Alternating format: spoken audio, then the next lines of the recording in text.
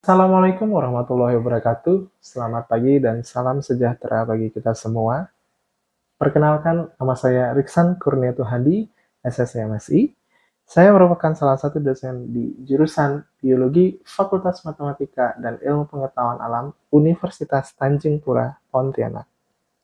Pada kesempatan kali ini saya ingin menyampaikan pernyataan diri dosen dalam unjuk kerja Tridharma Perguruan Tinggi.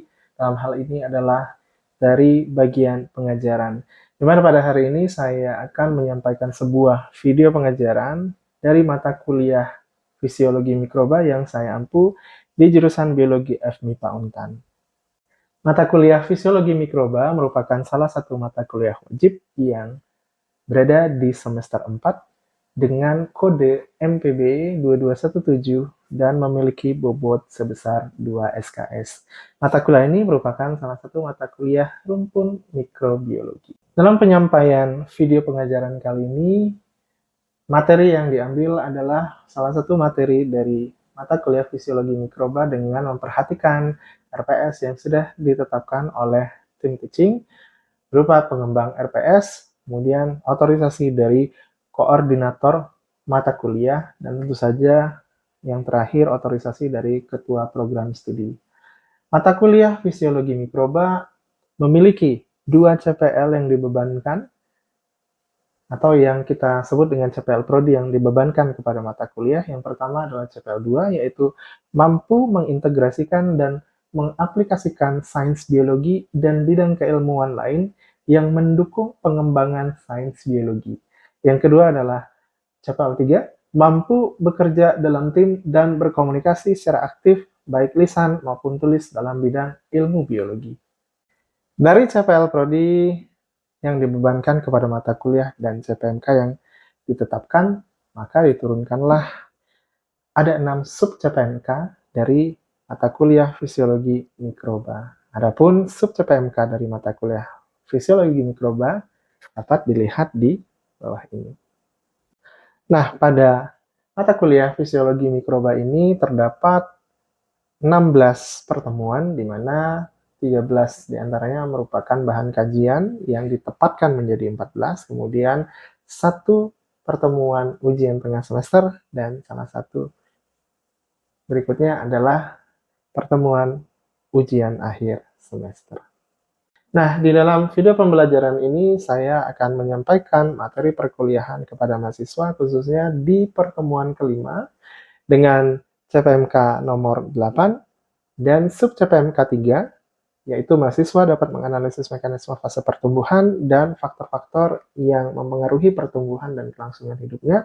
Tentu yang menjadi bahan kajiannya adalah pertumbuhan bakteri, kurva pertumbuhan bakteri dan duration time, kemudian keterkaitan antara faktor fisik dan kimia yang dapat mengaruhi pertumbuhan mikroorganisme. Pada pertemuan kelima ini, diskusi akan dilakukan secara 2 arah, yaitu antara saya sebagai dosen dan mahasiswa, kemudian akan dilanjutkan small group discussion dalam kelompok mahasiswa, di mana aturan dari presentasi dan tugas presentasi ini diatur dalam RTM yang melekat di RPS Fisiologi Mikroba. Nah, acuan daftar pustaka atau referensi yang digunakan untuk mendukung pembelajaran di mata kuliah ini dapat dilihat di gambar berikut.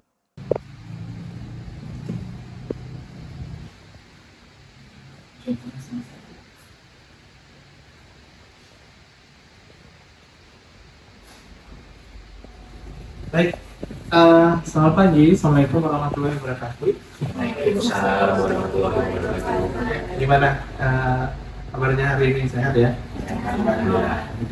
Jadi sebelum kita masuk ke pertemuan minggu ini adalah kode presensi kita ya. Nanti tolong langsung dilakukan presensi.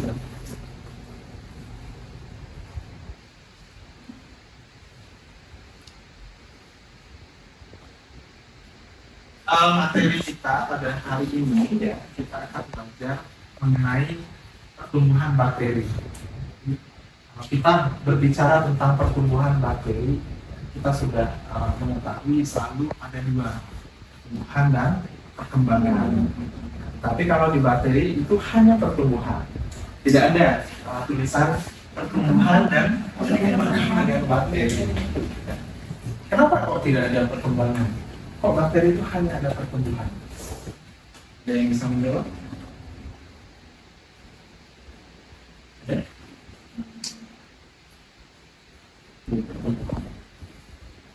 Ada yang punya pandangan ya? Silahkan tarik. Kalau pertumbuhan bakteri itu kan prosesnya pemanjangan bakteri dari ukuran dari bakteri. Pemanjangan dan Dari sel. iya, pemanjangan sel dan pertambahan volume ya. Sepakat ya?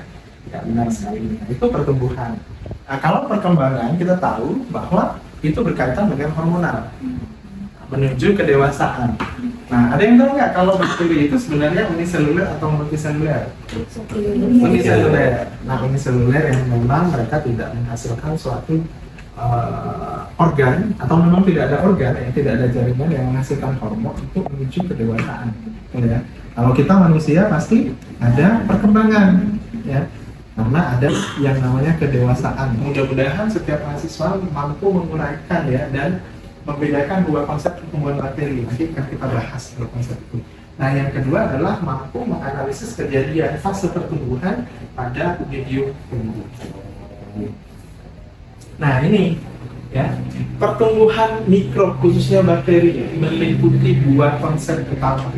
Yang pertama adalah perbesaran dan pertambahan massa atau volume sel seperti yang tadi disebutkan tadi. Ya. Ada pertambahan ukuran sel panjang ya, misalnya dia dari 0,1 mikron menjadi 0,3 mikron. Nah, kemudian ada perubahan volume sel, mungkin beratnya 1 nanogram menjadi 3 nanogram. Nah, itu artinya akan ada penambahan ukuran ya, baik panjang ataupun massa atau volume. Itu konsep yang pertama. Nah, konsep yang kedua adalah perbanyakan jumlah sel di dalam populasi. Artinya dari satu sel menjadi dua sel, dua sel menjadi tiga sel atau 4 sel. 4 sel, ya. 4 sel kemudian menjadi 8 sel. Karena nanti kita lihat rumusnya ya, rumus dalam konsep bakteri itu binary fission itu seperti apa. Nah, jadi dua konsep ini harus kalian pahami betul ya. Yang pertama adalah perbesaran dan penambahan massa setelah volume. Yang kedua adalah perbanyakan jumlah. Ya, dua itu, jumlah dan ukuran. Ya, ukuran itu terkait panjang bisa, lebar bisa, dan massa. Ya. Nah, kalau kita berbicara tentang konsep pertama yaitu perubahan ukuran, itu erat kaitannya dengan metabolisme. Ya, sangat erat kaitannya dengan metabolisme. Ada anabolisme, ada katabolisme. Metabolisme itu proses yang dilakukan oleh bakteri yang dalam menghadapi respon lingkungannya untuk melihat bagaimana juga pertumbuhan mereka secara optimum.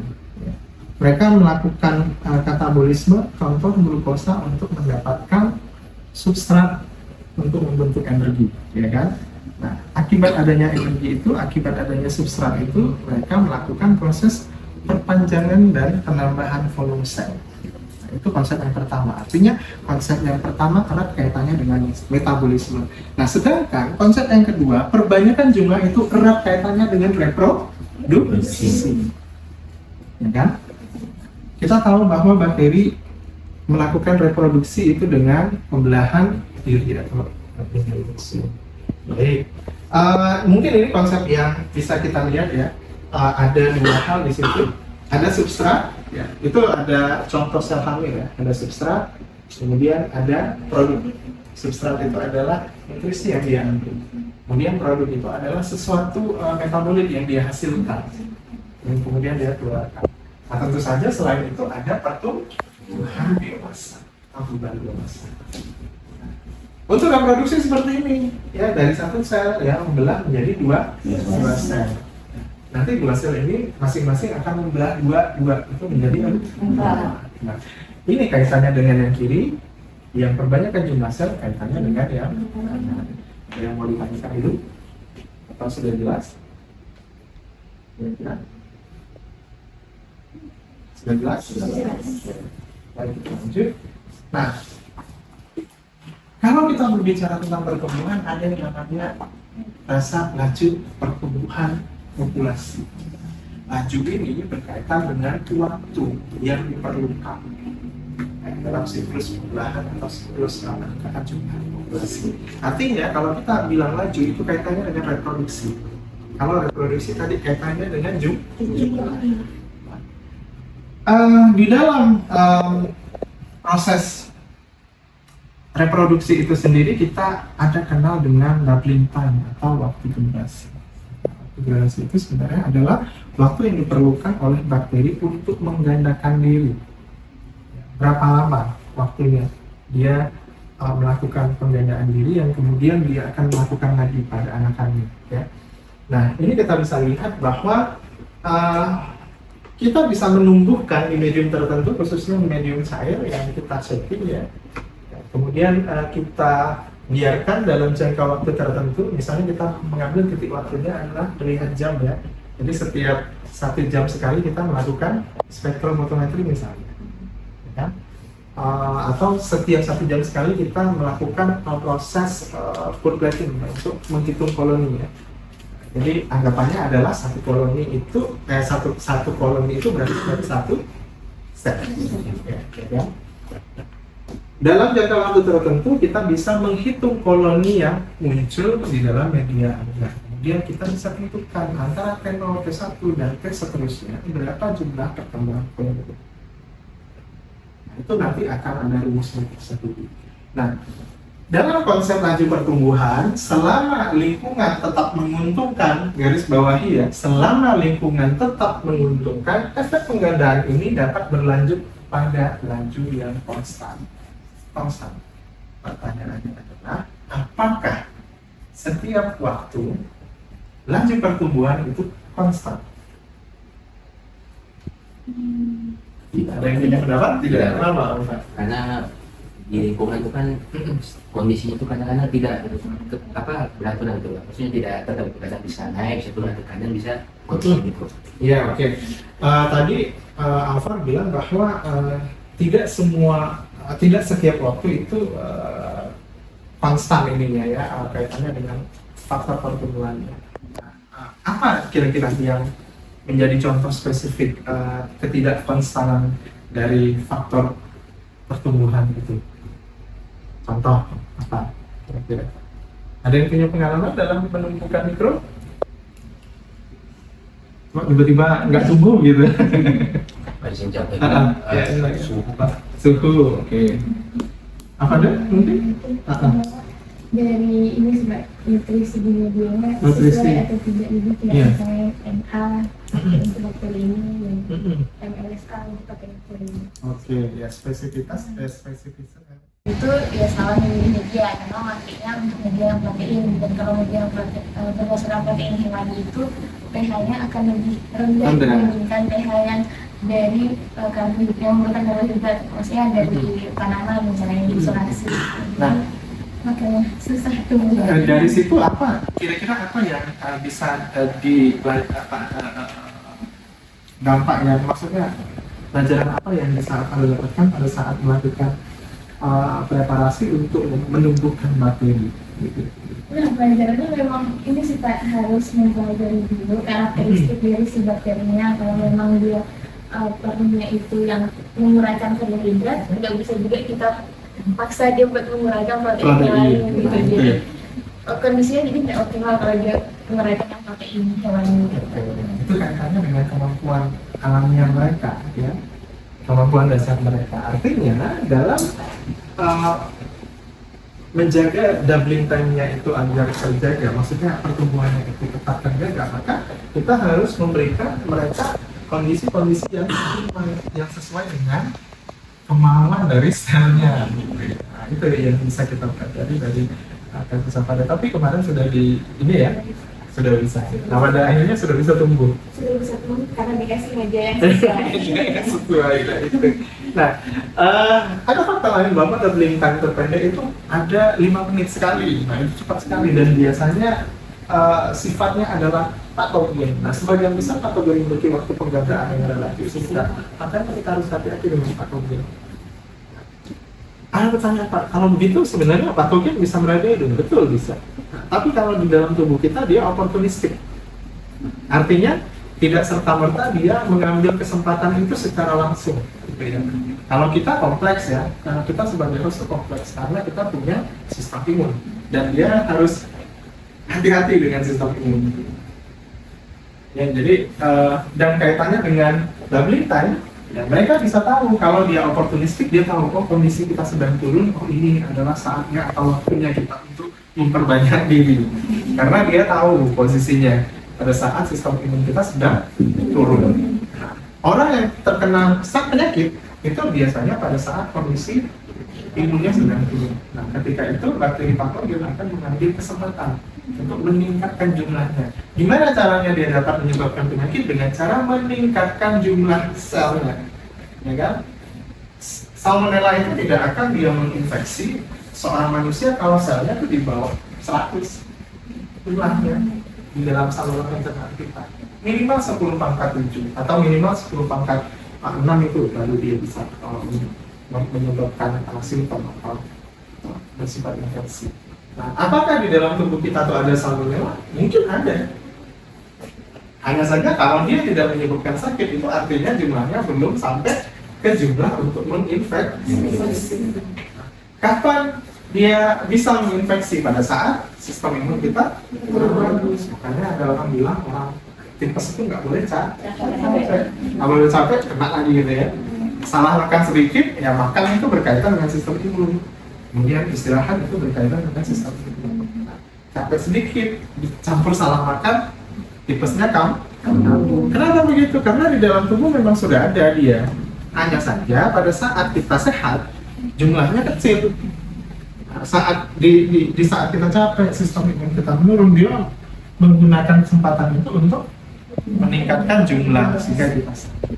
Nah, meskipun bakteri punya doubling time, kita tadi sudah berbicara doubling time ada yang 5 menit, ada yang 10 menit ya. Meskipun doubling time-nya cepat, kok belum ada kasus ledakan bakteri di permukaan bumi. Pernah nggak kalian dengar ada satu daerah itu permukaan tanah atau permukaan terestrialnya itu ditutupi bakteri setebal 10 cm.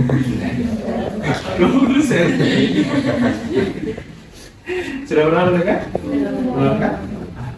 Kalau kita berkaca kepada pertumbuhan tadi, yang kita tadi bilang, oh kalau dia konstan, ya, setiap 5 menit atau 10 menit itu dari satu sel menggana 2 sel, coba deh. Kok belum ada kita dengar kasus ledakan bakteri gitu yang sangat signifikan? Kenapa kira-kira? Kok tidak ada kasus ledakan bakteri di daerah permukaan bumi? Kalau itu ada ya, blooming alga ada, beda kasusnya. Tapi kalau bakteri kok nggak ada gitu loh, dia mengikuti permukaan bumi. Kok bisa terjadi seperti itu? Ya. Ya, tidak melakukan perkembangan diri atau sebetulnya relatif singkat. Relatif singkat tidak melakukan perkembangan. Oke, baik. Ada yang lain? Jadi namanya karena kondisi lingkungan itu Pak kan tidak konstan Pak, berubah-ubah Pak, tidak stagnan gitu Pak. Oke. Ada yang lain? Ya, tadi Alfredo bilang tidak ada perkembangan sehingga relatif lebih singkat hidupnya, siklusnya ya, kita berbicara siklus. Alfred tadi bilang lingkungannya lebih fluktuatif atau tidak stabil. Ada yang lain? Salah satu faktor temperatur, faktor pada sinar UV, dan faktor kimia gitu Pak. Betul, bagus sekali ya. Jadi kalau kita elaborasi bahwa ada satu kata kunci yang bisa menjelaskan mengapa tidak ada ledakan, karena ada faktor pembatas. Ya, faktor pembatas ada bakteri. Banyak ternyata faktor pembatas bakteri itu banyak. Nah, bakteri itu dia dikasih kemudahan ya, kemudahan dalam melakukan perbanyakan. Tapi ternyata dia diberikan banyak kesukaran juga ternyata. Ya. Kenapa diberikan banyak kesukaran? kena UV nggak mampu. Nah, kalau di permukaan bumi itu kan selalu kalau kita ya di daerah khatulistiwa apalagi yang tropis gitu ya, berapa belas jam kita terpapar sinar matahari. Ya nggak hanya bakteri, manusia aja pakai sunscreen ya. Ya. Apalagi bakteri yang dia hanya single cell gitu ya, maksudnya itu kesukaran dia. Itu adalah bentuk faktor pembatas. Karena permukaan bumi atau daerah terestrial itu mendapatkan lama penyinaran itu mungkin 10 sampai 12 jam, otomatis UVA dan UVB itu akan terus ada gitu ya. Sehingga akan menghambat pertumbuhan mereka ya kan. Terus tadi siklusnya yang relatif pendek tidak ada perkembangan. Ya, memang pendek siklusnya. Tapi kalau dia konstan dia akan membelah gitu ya. Tapi kalau siklusnya pendek kemudian dicampur dengan dia faktor limitasinya begitu besar, itu akan menghambat mereka untuk mengalami blooming atau ledakan di permukaan tanah atau terestrial ya, termasuk pH yang ya, fluktuasi temperaturnya relatif lebih tinggi juga bisa hidup. Artinya itu tidak menjadi faktor pembatas utama gitu bagi kita. Tapi karena bakteri itu dia bisa menjadi faktor pembatas utama, apalagi virus ya kan. Dalam fase pertumbuhan kita harus memahami ada 4 fase utama. Fase pertama adalah fase adaptasi atau yang kita sebut dengan fase lap. Ya. Fase lap itu terkait dengan kemampuan adaptif mereka terhadap nutrisi. Kemudian ada fase eksponensial atau fase log, di mana fase ini sel bakteri sudah melakukan metabolisme secara masif ya, kemudian dia meningkatkan jumlah selnya melalui proses reproduksi. Makanya grafiknya meningkat secara signifikan. Apa yang membantu proses itu? Nutrisi, ya kan? Katanya dengan perkembangan jumlah sel dan nutrisinya udah lumayan bagus, dia melakukan reproduksi. Tapi kan kalau yang namanya kita menumbuhkan bakteri, misalnya Avada menumbuhkan bakteri Lactobacillus di dalam 100 mili MSB, 100 mili, nggak ditambah-tambah. Otomatis ada satu masa dia mengalami stasioner. Kenapa? Ya karena nutrisinya sudah mulai berkurang, sedangkan selnya bertambah. Pemenuhan nutrisi akhirnya tidak tercukupi. Nutrisi juga bisa menjadi faktor penghambat manusia. Ya kan? Kalau semua daerah itu jadi daerah perkotaan, tidak ada lagi daerah produksi pangan, bayangkan kita mau seperti apa? Karena ledakan populasi kita kan tinggi ya, tinggi. Apa kita harus berkompetisi untuk mencari makan gitu ya?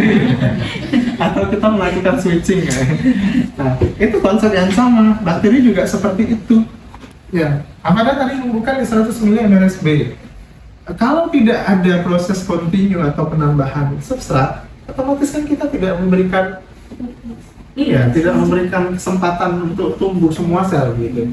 Nah, sehingga pasti ada yang mati, ada juga yang masih bertahan. Makanya yang kita sebut dengan fase atau fase stasioner. Nah, di situ ada terjadi kompetisi. Sel yang ingin hidup akan menghasilkan atau memblok kehidupan yang lain, sel yang lain, ya, sehingga yang lain mati, yang kompetitornya tetap hidup. Tapi kan apakah hal itu akan terjadi selamanya? Enggak. Suatu saat nutrisi di dalam medium itu habis betul, maka nanti akan masuk ke dalam fase kematian. Oke, siapa yang sudah paham secara komprehensif mengenai fase pertumbuhan ini? Sudah semuanya? Salah ya? Ada yang perlu kita diskusikan untuk fase-fase pertumbuhan? Oke, belum ya? Sudah jelas ya? Insya Allah mudah-mudahan jelas semua. Nah, kalau sudah jelas semua, kita ada kasus. Saya mendapatkan dari artikel Jennifer ya tahun 2019 Jennifer Econ, dan ternyata ada kasus kurva seperti ini, double fase lag atau double lag fase. Nah, tadi kita tahu bahwa kurva sigmoid itu seperti ini umumnya. Satu fase adaptasi, satu fase stasioner, logaritmik, satu fase stasioner, kemudian kematian. Apakah mungkin bisa seperti ini? Ya. Saya akan membagi dua kelompok. Nanti kita akan setiap kelompok akan diskusi inter kelompok, membahas tentang kasus dari grafik ini. Apa yang terjadi, kok bisa seperti ini? Baik, Assalamualaikum warahmatullahi wabarakatuh. Selamat pagi. Baik, pada hari ini kelompok kami yaitu dari kelompok 1 akan mempresentasikan sebuah materi yang berjudul pertumbuhan dioksid. Slide-nya bisa next. Oke, silakan lagi Bunda. Oke, jadi untuk studi kasus kali ini, jadi kita ada mengambil pertumbuhan dioksid. Nah, pertumbuhan dioksid ini terjadinya fase lag double limutan. Jadi ada dua waktu dia di fase lag. Nah, jadi kenapa fase lag ini bisa terjadi dua kali dalam satu kurva pertumbuhan? Dikarenakan pada fase pertama kita tahu nih kalau misalnya memang bakteri ini menggunakan nutrisi untuk tumbuhnya. Jadi fase lag sendiri itu kan fase adaptasi pada nutrisinya. Jadi di media itu bisa jadi saja pada media yang kasusnya Jennifer ini mengandung dua glukosa yang berbeda, sehingga ketika fase pertama itu dia menggunakan glukosa, tapi di fase keduanya itu dia menggunakan laktosa. Jadi mengalami dua kali fase adaptasi untuk bakterinya sendiri. Itu penjelasan dari saya. Mungkin teman-teman ada yang menambahkan? Jadi dikarenakan dapat diartikan bahwa dari pertumbuhan dioksid ini adalah pertumbuhan yang dapat diartikan sebagai multinutrisi dari nutrisi awal ke nutrisi yang kedua. Terima kasih, silakan ditutup. Sekian dari hasil presentasi kelompok kami. Assalamualaikum warahmatullahi wabarakatuh dan selamat pagi. Terima kasih. Oke, baik. Artinya dari kasus itu ya sudah bisa dipahami ya bahwa pertumbuhan itu kalau di bakteri ya, ini simpulan ya, ada dua konsep. Yang pertama konsep utama yang pertama adalah pertumbuhan terkait metabolisme, yaitu pertambahan ukuran dan volume ya. Yang kedua adalah pertumbuhan terkait jumlah sel. Jumlah sel itu terjadi akibat adanya proses reproduksi, yaitu dengan division. Nah, kaitannya dengan fase pertumbuhan ya, fase pertumbuhan sigmoid kita kemarin sudah membahas, tadi kita juga sudah membahas kasus. Secara teori itu ada 4 fase pertumbuhan, yaitu yang pertama adalah fase lag, yang kedua adalah fase logaritmik atau eksponensial, kemudian ada fase stasioner, fase kematian Nah, artinya kalau secara teori seperti itu kemungkinan juga bisa terjadi anomali ya, seperti kasus yang kita bahas tadi.